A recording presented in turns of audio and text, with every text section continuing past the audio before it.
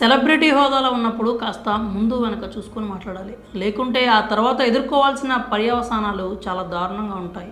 ఇక ఆ మాటలపై నెటిజన్లు విమర్శలు, ట్రోల్స్ చేస్తారు.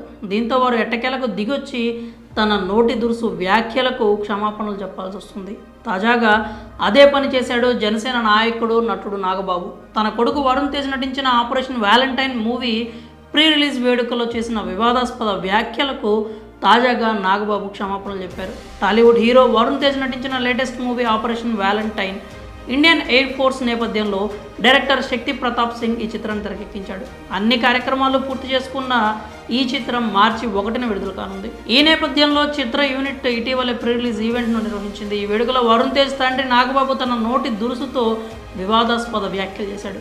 5.3 అంగుళాలుండే వ్యక్తులు పోలీస్ పాత్రలు చేస్తే చూడటానికి బాగుండదు అని నాగబాబు ఈ ఫంక్షన్లో మాట్లాడాడు. దీంతో కొత్త వివాదం రాజుకున్నట్లయింది. నాగబాబు చేసిన ఈ వ్యాఖ్యలు టాలీవుడ్లో కొందరు హీరోలని బాడీ షేమింగ్ చేసే విధంగా ఉన్నాయి అంటూ నెటిజన్స్ విమర్శిస్తున్నారు. ప్రముఖ సెలబ్రిటీగా, రాజకీయ నాయకుడిగా ఉండి ఇలాంటి వ్యాఖ్యలు చేయడం ఏంటి అని కొందరు ప్రశ్నిస్తున్నారు.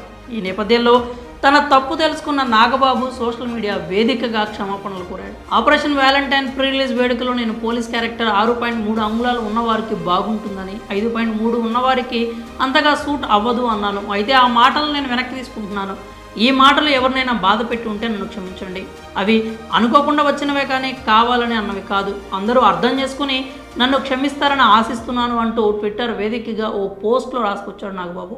మరి నాగబాబు క్షమాపణలతో ఇప్పటికైనా ఈ వివాదం సర్దుకుంటుందో లేదో చూడాలి. మరి తప్పు తెలుసుకుని నాగబాబు క్షమాపణలు చెప్పడంపై మీరేమనుకుంటున్నారో మీ అభిప్రాయాలని కామెంట్స్ రూపంలో తెలియజేయండి.